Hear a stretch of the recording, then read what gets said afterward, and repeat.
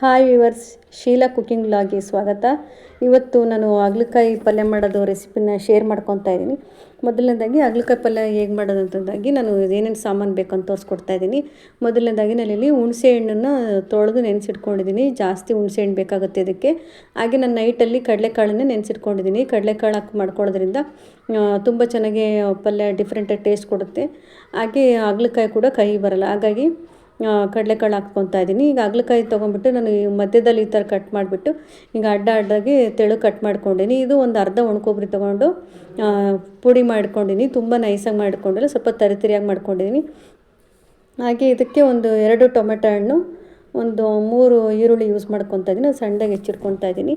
ಈಗ ಮೊದಲನೇದಾಗಿ ಒಂದು ಪಾತ್ರೆ ತೊಗೊಂಬಿಟ್ಟು ಎಣ್ಣೆಗೆ ಹಾಕಿ ಅದಕ್ಕೆ ಸ್ವಲ್ಪ ಸಾಸಿವೆ ಹಾಕಿಸಿಟ್ಟ ತಕ್ಷಣ ಈರುಳ್ಳಿ ನಾವು ಚಿಕ್ಕದಾಗಿ ಕಟ್ ಮಾಡ್ಕೊಂಡಿದ್ದೀವಲ್ಲ ಅದನ್ನು ಒಂದು 3 ಈರುಳ್ಳಿ ಜಾಸ್ತಿ ಹಾಕ್ಕೊಬೇಕು. ಈರುಳ್ಳಿ ಚೆನ್ನಾಗಾಗುತ್ತೆ. ಒಂದು 3 ಈರುಳ್ಳಿನ ಚೆನ್ನಾಗಿ ಫ್ರೈ ಮಾಡ್ಕೊಬೇಕು. ಹಾಗೆ ನಾನು ಏನು 3 ಟೊಮೆಟೊ ಹಣ್ಣು ಇಟ್ಕೊಂಡಿದ್ದೀನಲ್ಲ ಅದನ್ನು ಕೂಡ ಈ ಥರ ಉದ್ದುದ್ದಾಗಿ ಕಟ್ ಮಾಡ್ಕೊಂಡಿದ್ದೀನಿ. ಇದು ಬೇಕಾದ್ರೆ ಚಿಕ್ಕದಾಗಿ ಕೂಡ ಕಟ್ ಮಾಡ್ಕೊಬೋದು. ನಾನು ಈ ಥರ ಹಾಗಲಕಾಯಿಗೆ ಸರಿಯಾಗಿ ಮ್ಯಾಚ್ ಆಗುತ್ತೆ ಅಂತ ಹೇಳ್ಬಿಟ್ಟು ನಾನು ಈ ಥರ ಕಟ್ ಮಾಡ್ಕೊಂಡು ಸ್ವಲ್ಪ ಉಪ್ಪು ಸೇರಿಸ್ಕೊಂಡ್ಬಿಟ್ಟು ಚೆನ್ನಾಗಿ ಫ್ರೈ ಮಾಡಬೇಕು. ಸ್ವಲ್ಪ ಫ್ರೈ ಆದ ತಕ್ಷಣ ಏನು ಮಾಡೋದು, ಒಂದು 5 ನಿಮಿಷ ಹಾಗೆ ಮುಚ್ಚಕ್ಕೆ ಬಿಟ್ಬಿಡೋಣ.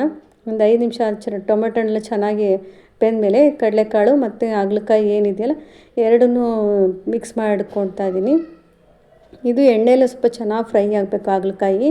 ಈ ಕಡಲೆಕಾಳು ಏನಿದೆ ಸಪ್ರೇಟಾಗಿ ಕುಕ್ಕರಲ್ಲಿ ಕೂಡ ಒಂಚೂರು ಉಪ್ಪು ಹಾಕ್ಬಿಟ್ಟು ಕುಕ್ಕರಲ್ಲೇ ಬೇಯಿಸಿ ಕೂಡ ಸಪ್ರೇಟಾಗಿ ಹಾಕ್ಕೊಬೋದು. ಇಲ್ಲಾಂದರೆ ಹಾಗಲಕಾಯಿ ಜೊತೆ ಕೂಡ ಬೇಯಿಸ್ಕೊಬೋದು.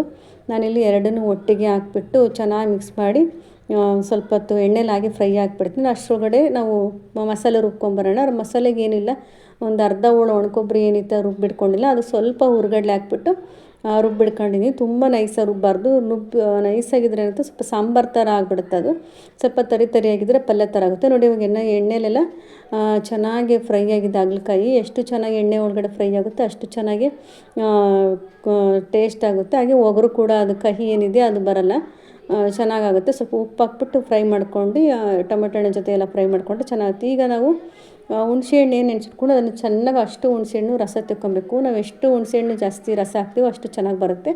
ಹುಣಸೆಹಣ್ಣು ರಸ ಹಾಕ್ಕೊಂಡು ಅರಿಶಿನ ಪುಡಿ, ಉಪ್ಪು, ಖಾರದ ಪುಡಿ, ಸ್ವಲ್ಪ ಬೆಲ್ಲ ಸೇರಿಸ್ಕೊಬೇಕು. ಬೆಲ್ಲ ಸೇರಿಸ್ಕೊಂಡ್ರಿಂದನೂ ಅದು ಕಹಿ ಬರಲ್ಲ ಹಾಗಲಕಾಯಿ. ಹಂಗಾಗಿ ಸ್ವಲ್ಪ ಬೆಲ್ಲ ಸೇರಿಸ್ಕೊತಾ ಇದ್ದೀನಿ. ಬೆಲ್ಲ, ಅರಿಶಿನ ಪುಡಿ, ಉಪ್ಪು, ಖಾರದ ಪುಡಿ ಇದಿಷ್ಟನ್ನು ಹಾಕ್ಕೊಂಡು ಚೆನ್ನಾಗಿ ಮಿಕ್ಸ್ ಮಾಡಿ ಇದರಲ್ಲಿ ಬೇಯಕ್ಕೆ ಇಡಬೇಕಿದ್ದು ನಾವು ಇವಾಗ. ಇದೇನಿಲ್ಲ ಅಂದರೂ ಒಂದು 1/4 ಗಂಟೆ ಬೇಯಿಸ್ಕೊಂಡ್ರೆ ಸಾಕಾಗುತ್ತೆ. ಆಮೇಲೆ ಮತ್ತೆ ಮಸಾಲೆ ಹಾಕ್ಕೊತೀವಲ್ಲ ಆವಾಗಲೂ ಸ್ವಲ್ಪ ಬೇಯುತ್ತಲ್ಲ, ಹಂಗಾಗಿ ಸಾಕಾಗುತ್ತೆ. ಇದನ್ನು ಒಂದು 1/4 ಗಂಟೆ ಬೇಯಕ್ಕೆ ಇಟ್ಕೊಂಡು ಸ್ವಲ್ಪ ನೀರಾಗಿ ಸೇರಿಸ್ಕೊತಾ ಇದ್ದೀನಿ. ಒಂದು ಟೀ ಲೋಟದಲ್ಲಿ ಒಂದು ಲೋಟಷ್ಟು ನೀರು ಹಾಕ್ಕೊಂಡು, ಹಾಗೆ ನಿಮಗೆ ಎಷ್ಟು ಗ್ರೇವಿ ಬೇಕು ಅದ್ರ ಮೇಲೆ ನೀರು ಹಾಕ್ಕೊಬೇಕಾಗುತ್ತೆ. ನಾನಿಲ್ಲಿ ಏನು ರುಬ್ಬಿಟ್ಕೊಂಡಿದ್ದೆಲ್ಲ ಮಸಾಲೆ, ಕೊಬ್ಬರಿ ಮತ್ತು ಹುರ್ಗಡ್ಲೆನ ಅದನ್ನು ಹಾಕ್ಕೊಂಡು ಅದು ಮತ್ತು ಕುರ್ಷಾಣಿ ಪುಡಿ ನಾವೇನು ಮಾಡ್ಕೊಂಡಿದ್ದೀವಲ್ಲ, ಕುರ್ಷಾಣಿ ಪುಡಿ ಹುರಿದ್ಬಿಟ್ಟು ಪುಡಿ ಮಾಡ್ಕೊಂಡಿದ್ದೀನಿ ಮೊದಲೇ, ಅದನ್ನು ಕೂಡ ಒಂದು 2 ಸ್ಪೂನಷ್ಟು ಸೇರಿಸ್ಕೊತಾ ಇದ್ದೀನಿ. ಕೊಬ್ಬರಿ ಮತ್ತು ಹುರ್ಗಡ್ಲೆ, ಕುರ್ಷಾಣಿ ಪುಡಿ ಸೇರಿಸ್ಕೊಂಡು ಮಿಕ್ಸ್ ಮಾಡ್ಕೊತಾ ಇದ್ದೀನಿ. ಕುರ್ಷಾಣಿ ಪುಡಿ ಹಾಕೋದ್ರಿಂದ ತುಂಬ ಚೆನ್ನಾಗಿ ಅದು ಕೂಡ ಟೇಸ್ಟ್ ಕೊಡುತ್ತೆ. ಹಾಗೆ ಕಹಿ ಆಗಲ್ಲ, ಆ ಥರ ಟೇಸ್ಟ್ ಕೊಡುತ್ತೆ ಅದು. ಆಗ ಸ್ವಲ್ಪ ಕುರ್ಷಾಣಿ ಪುಡಿ ಸೇರಿಸ್ಕೊಬೇಕು.